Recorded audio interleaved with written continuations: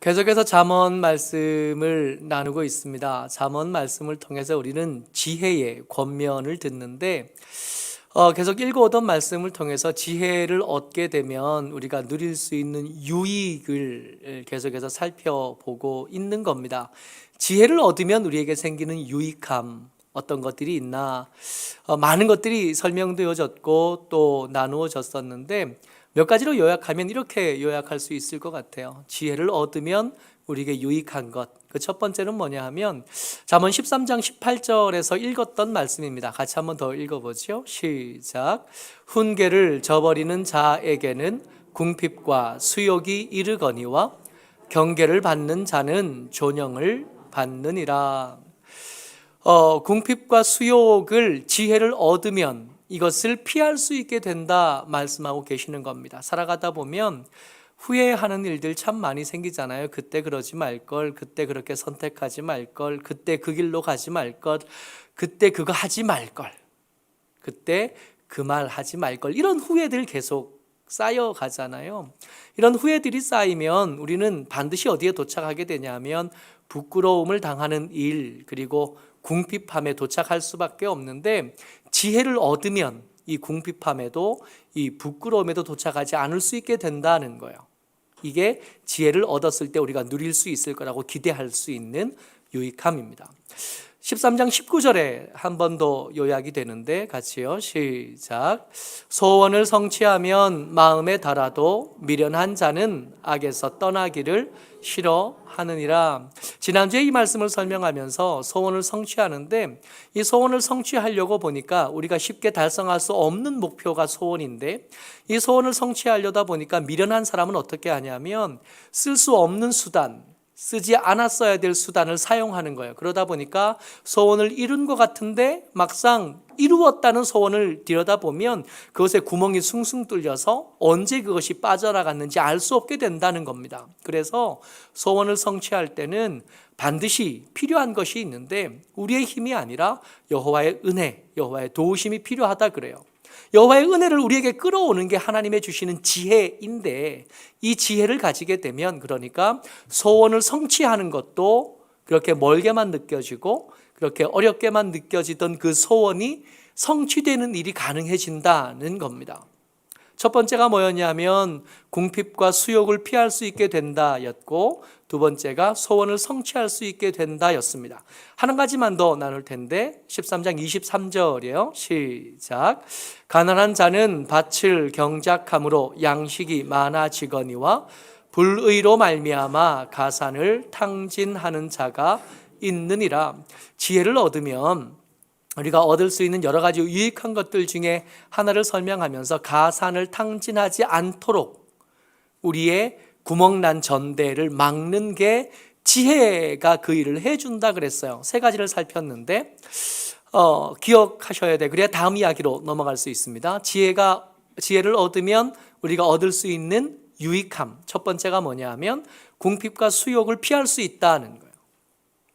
그냥 내버려 두면 우리같이 미련하고 어리석은 사람들, 후회할 것들이 쌓여있는 우리 같은 사람들은 저기에 도착할 수밖에 없는데, 저기 도착하지 않으려면 하나님이 공급하시는 지혜가 필요하다고요.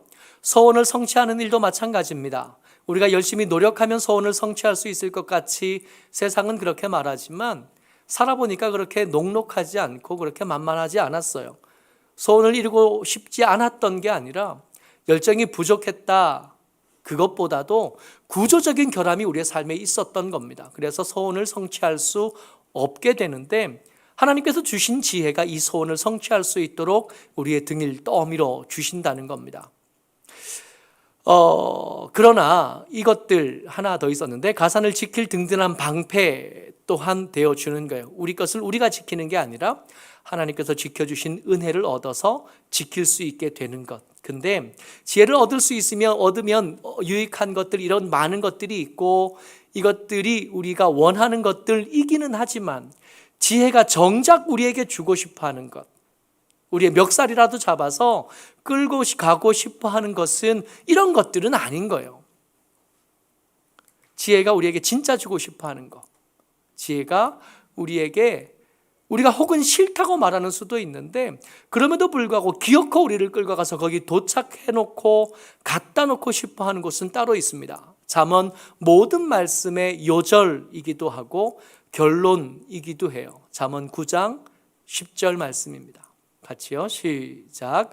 여호와를 경외하는 것이 지혜의 근본이요 거룩하신 자를 아는 것이 명철이니라. 아멘.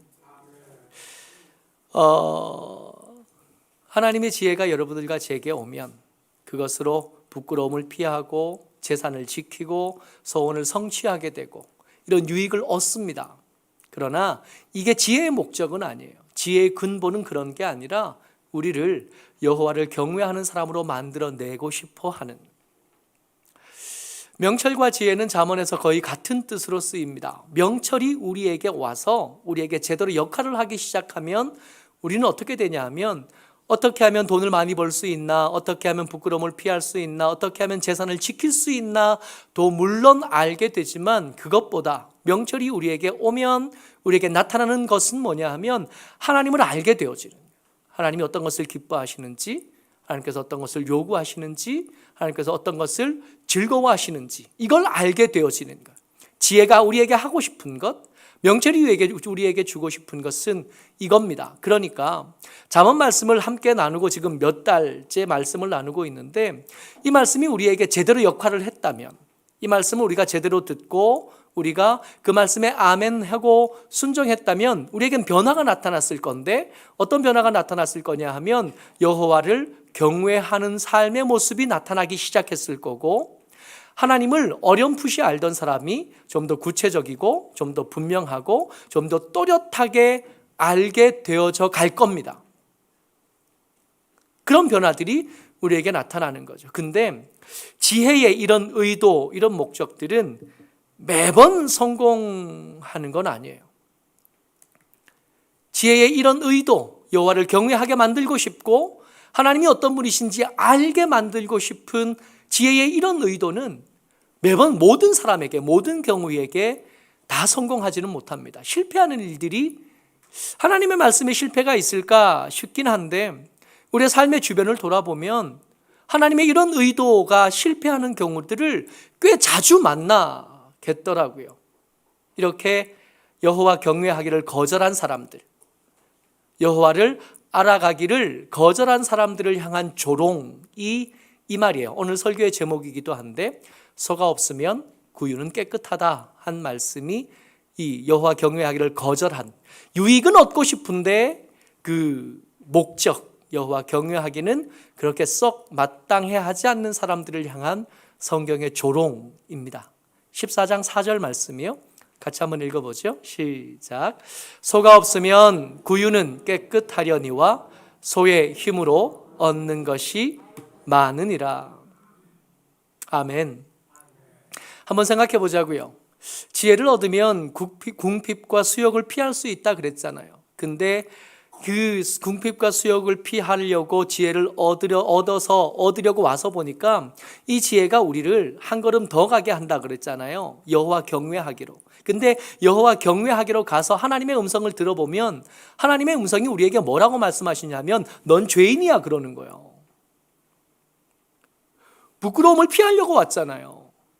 후회하는 거, 하지 않았으면 좋았다 싶은 거, 그때 기억을 지워버리고 싶고 감추고 싶어서 지혜를 얻으면 거기에 도착하지 않겠다 그래서 왔는데 와서 보니까 말끝마다 하나님의 성경은 하나님의 사람들을 향하여 뭐라고 말씀하시냐면 너희들은 죄인이야. 너희들의 죄는 너무 심각하게 커서 너희들 스스로 이걸 해결하지 못해. 그래서 심지어 이걸 해결해 주려고 내가 죽어야 될 만큼 너희들의 죄는 심각해 라고 말씀하시는 거예요. 부끄러움을 피하려고 왔는데 와서 보니까 내 부끄러운 모습들이 이렇게 다 펼쳐져 버리는 거예요. 신대원 졸업하면서 성지 여행을 갔어요. 이집트를 거쳐서 이스라엘로 들어가는데 이집트와 이스라엘이 사이가 그렇게 나빠요. 그래서 이 지나는 국경 검색대를 이렇게 국경 수비대를 국경을 지나야 가잖아요. 거기 가면 도착하는 순서대로 그 앞에 사람들이 세 가지 색깔의 이렇게 딱지를 나눠줘요. 파란색, 노란색, 빨간색을 나눠주는데 우리가 버스에서 내리니까 노란색을 나눠주는 거예요.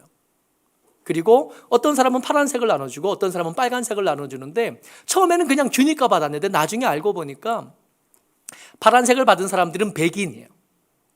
노란색을 받은 사람들은 저 같은 사람, 황인. 빨간색을 받은 사람들은 중동 사람들이에요. 근데 중동 사람들은 원래 백인이긴 한데 이게 해가 강한 데 있으니까 표시가 나거든요. 이게 그래서 출입국 심사를 하는데 파란색 받은 사람들은 그냥 지나가요. 근데 노란색 받은 우리들은 검색을 하기 시작하는데 캐리어를 열고 그 안에 있는 옷을 다 흔들어 봐요. 이게 남녀가 섞여 있잖아요. 남자 속옷, 여자 속옷 할 것 없이 다 흔들어요. 꺼내서. 지켜보고 있는데 부끄러워 죽겠는 거지.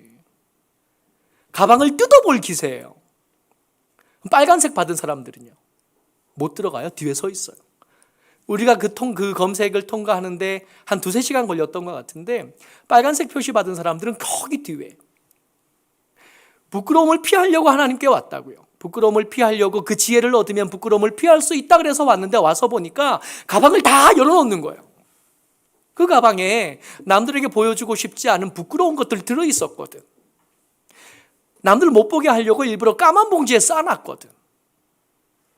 나도 혼자 있을 때도 그거 들춰보기 싫어가지고 깊은 곳에 넣어두었는데 하나님 앞에 찾아오고 여호와 경외하기에 도착하고 나니까 그걸 숨기지 못하게 하시는 거예요. 다 꺼내서 헤집어 놓으시는 거예요.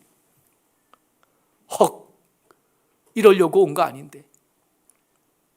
두 번째, 소원을 성취할 수 있다 그랬잖아요. 소원을 이루게 해주신다 그랬잖아요. 지혜가. 근데 여호와 경외하기까지 도착하고 보니까 계속해서 하나님의 말씀이 우리에게 뭐라고 말씀하시냐면 네 소원이 중요한 게 아니라 아버지 하나님의 소원이 중요해. 우리 매번 그 얘기 듣지 않아요? 언젠가부터 여호와 경외하기 믿음에서 좀 가까워지고 믿음에 한 걸음 더 들어가고 나면 어느샌가 자기를 부정하는 법에 우리가 너무 익숙해져 있어요. 나는 부정되어지고 나는 죽고 나를 살리신 예수만 내 속에 살아야 된다 하는 찬양을 하는데 그게 어설프지가 않아. 아무것도 어그러짐이 없어요. 어느새 속은 거지. 내 소원을 이루려고 왔는데 와서 보니까 내 소원은 온데간데 없고 하나님의 소원만 우리 속에 남아있는 거예요. 이걸 그 속에 와 있을 때는 눈치를 못 챘는데 한 걸음 떨어져서 생각해 보니까 애초에 품었던 우리 소원이 온데간데 없는 거예요. 속았네.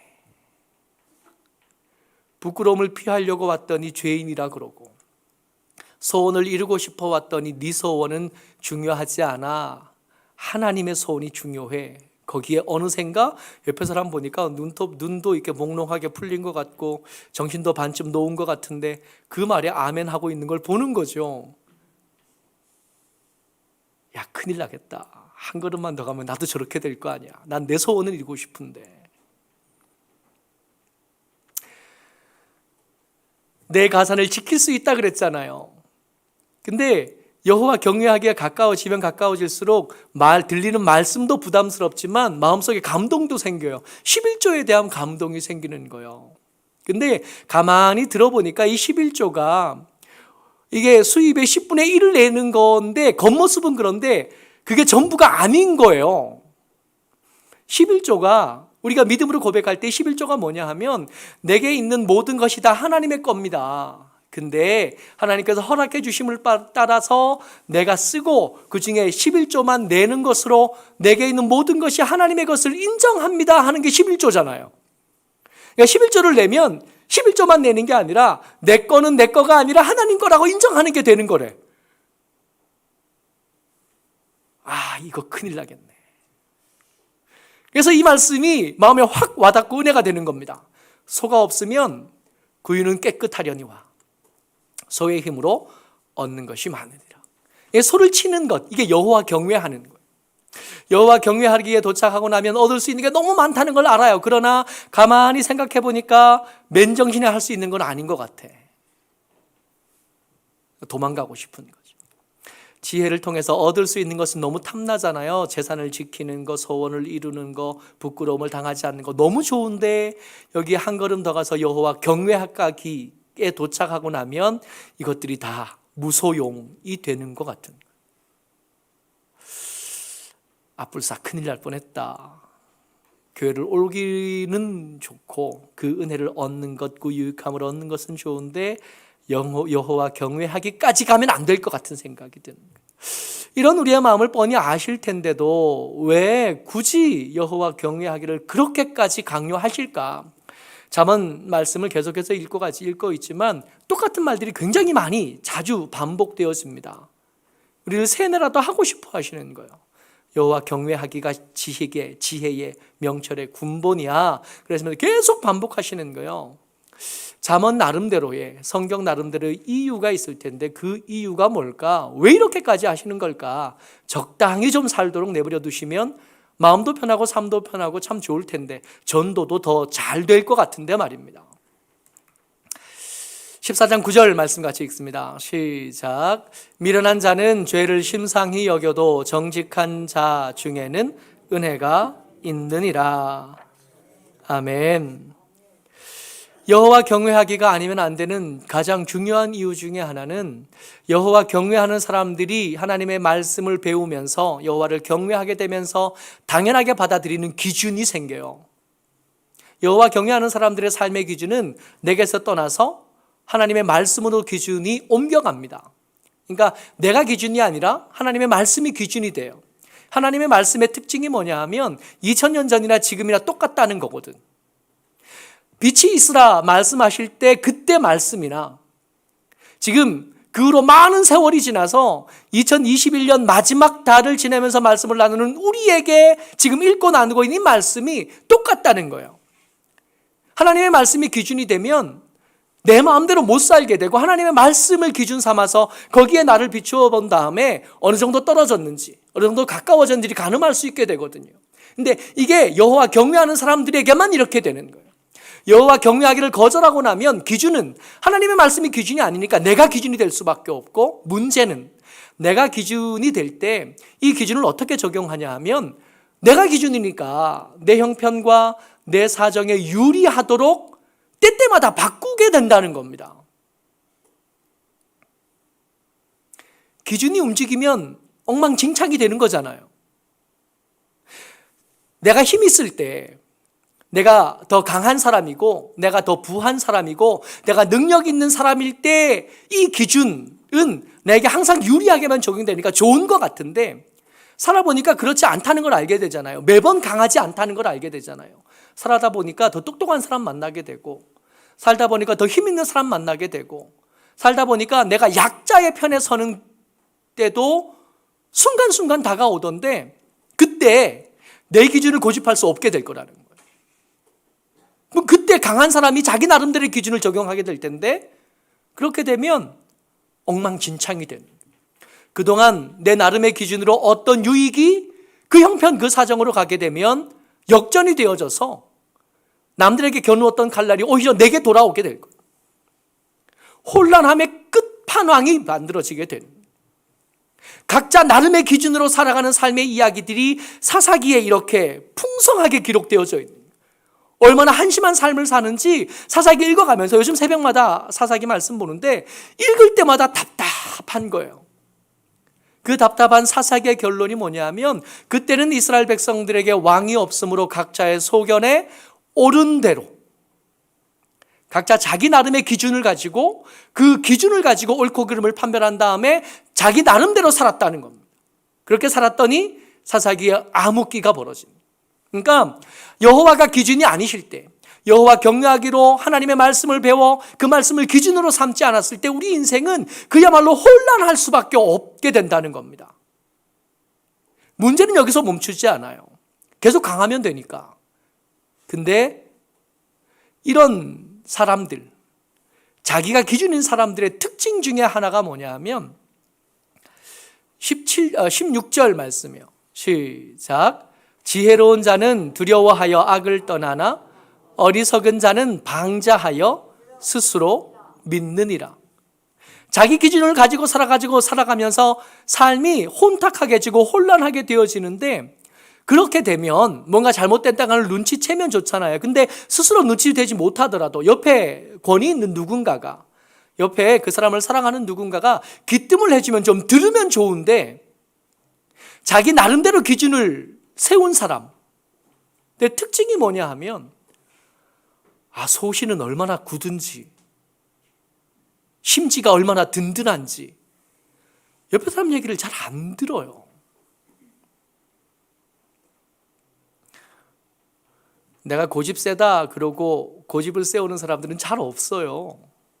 자기는 나름대로의 기준을 가지고 사는 거예요. 나름대로 고민하고 생각하고 결정하고 사는 겁니다. 근데 그 사람을 옆에서 보면 답답해 죽겠지. 아니, 그놈의 확신, 그놈의 소신은 얼마나 든든한지 들어먹지를 알아요. 지혜로운 자는 두려워서 악을 떠나요.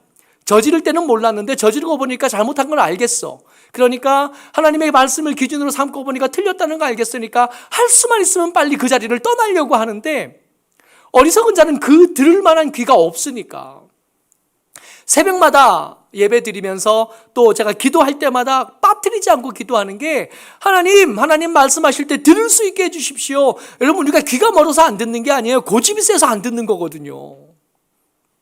내가 가진 확신이 커서 안 듣는 거지, 내가 가진 확신이 옳아서도 아니고 뭔가 명확한 증거가 있어서도 아니에요. 그냥 고집이 센 거야.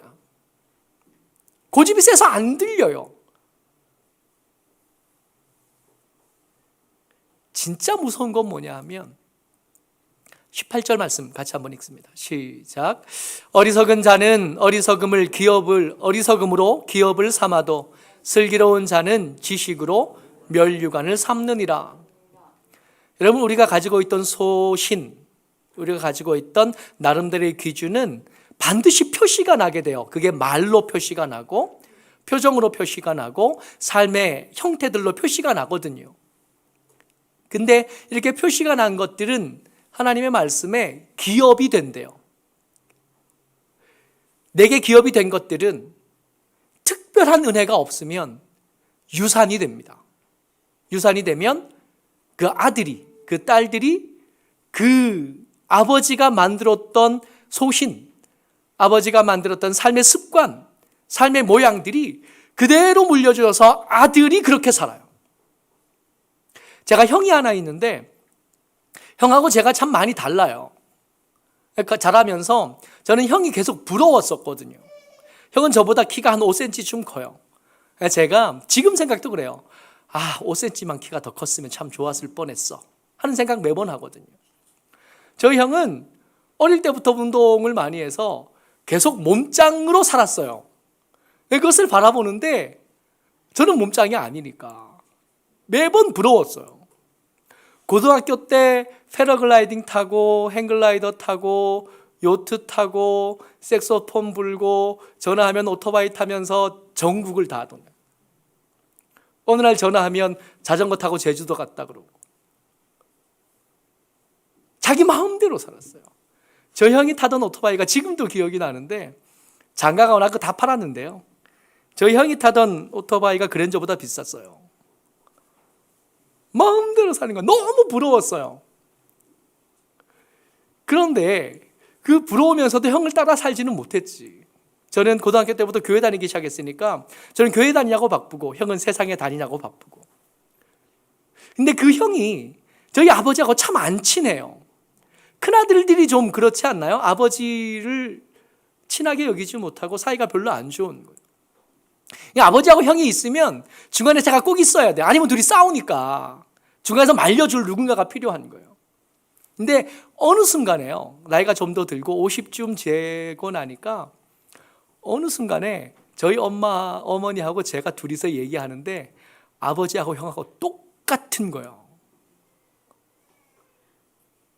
형이 아버지 그렇게 싫어했거든요.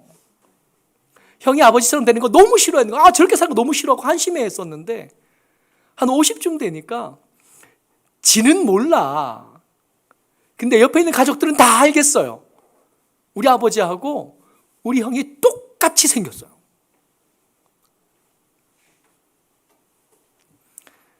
자기 나름대로의 기준을 가지고 고집 부리면서 살던 그 혼란한 삶이 유산이 됩니다.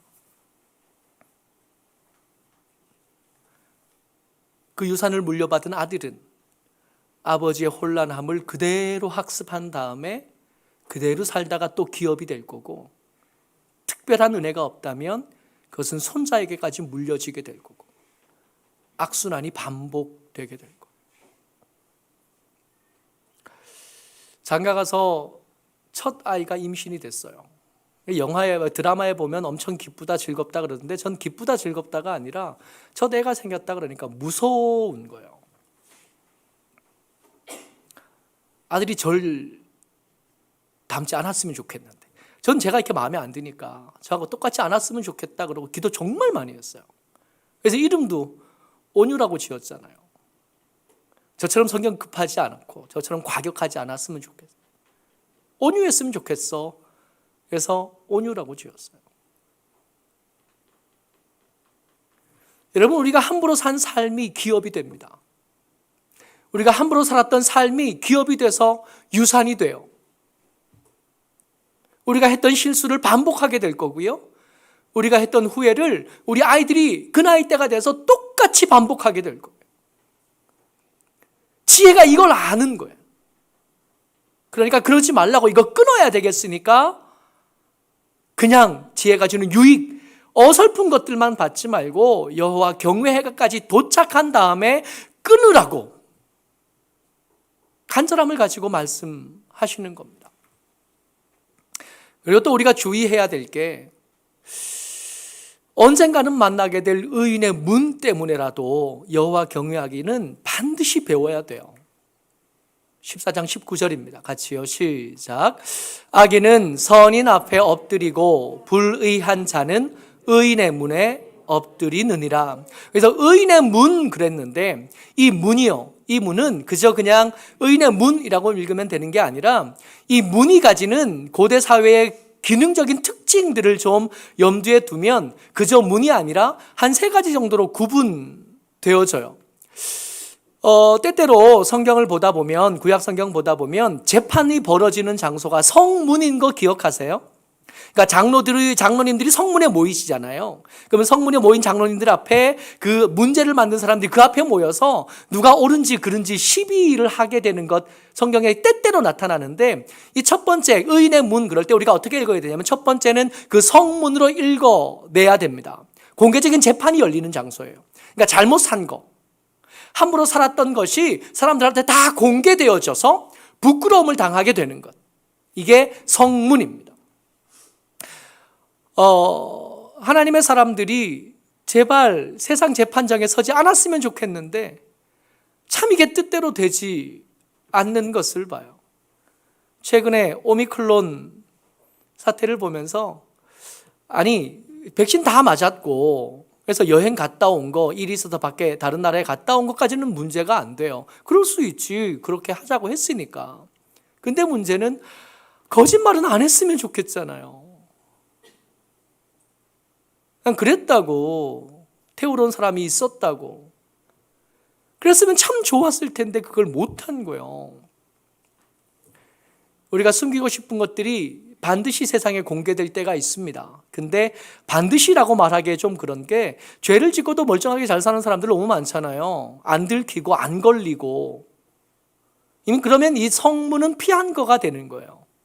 이 성문을 피한 사람이 두 번째 문에 가게 되는데, 이 두 번째 문은 개인적인 양심의 공간인 의인의 문, 여기 잠언에서 읽었던 의인의 문입니다. 이 의인의 문은 굉장히 사적인 공간이에요. 성문과는 좀 달라요. 사람들이 많이 모를 겁니다. 근데 내가 함부로 살았던 삶이 하나님께서 요구하시는 삶과 세상의 보편타장한 그런 기준에 미치지 못한다는 것을 적어도 나는 아는 거예요.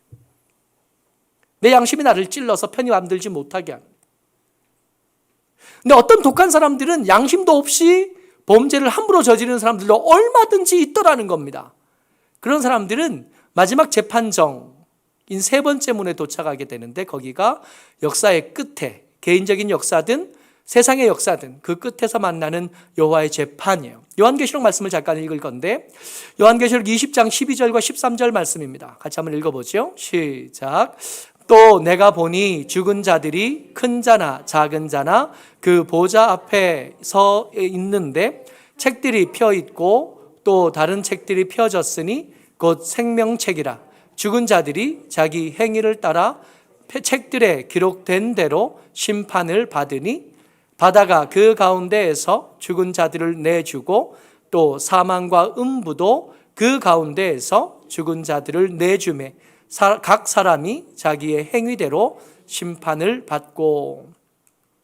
하나씩 좀 살펴볼 텐데 12절 처음에 보면 내가 보니 죽은 자들이 큰 자나 작은 자나, 여러분 세상에서 아무리 큰 권력을 누렸어도 큰 부유함과 큰 성과를 거두었어도 그 심판에서 벗어날 방법이 없다는 거예요. 불쌍한 척하며 살았던 위선자들도 저기서 피할 수는 없습니다. 뿐만 아니라 바다가 그 가운데도 죽은 자를 내줄 거고 사망과 음부도 더 이상 그들이 한 생 다 살았으니까, 그동안 들키지 않았으니까, 양심도 잘 무시하고 살았으니까 안 괜찮을 거라고요. 죽었어도 다 끌려 올라와서 그 재판장에 설 수밖에 없게 될 겁니다. 그리고 그들의 그동안 들키지 않았던 숨겨두었던 행위들 하나도 남김없이 그 앞에 다 까발려지게 될 거고, 다 펼쳐진 그것들 때문에 그동안 피했던, 그동안 모른 척했던 것들 다 당하고야 말게 될 거라는 거예요.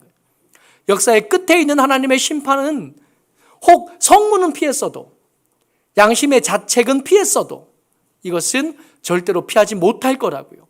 그래서 얘기하는 겁니다. 여호와 경외하기를 배워야 된다고. 이 끝에 대한 것을 미리 아는 건 특혜잖아요. 그렇지 않아요?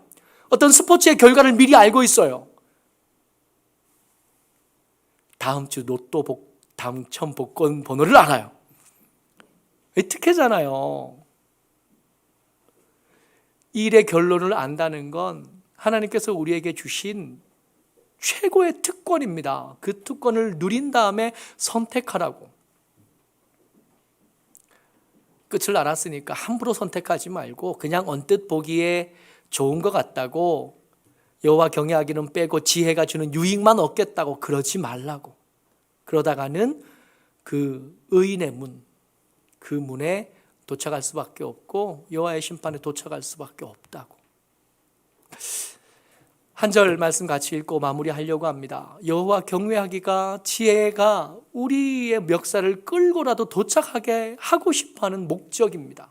잠언을 읽어가는 동안에 우리가 하나님을 더 사랑하게 되어지고 하나님을 더 두려워할 줄 알게 되어지고 어떻게 하면 하나님의 말씀의 기준에 잘 맞춰 살아갈 것인지를 연습하고 훈련하게 되어져서 이 여호와 경외하는 하나님의 사람으로 세워지게 되시기를 주의 이름으로 축복합니다. 말씀 한 절 더 읽고 마무리하겠습니다. 시작. 여호와를 경외하는 것이 지혜의 근본이요 거룩하신 자를 아는 것이 명철이니라. 아멘.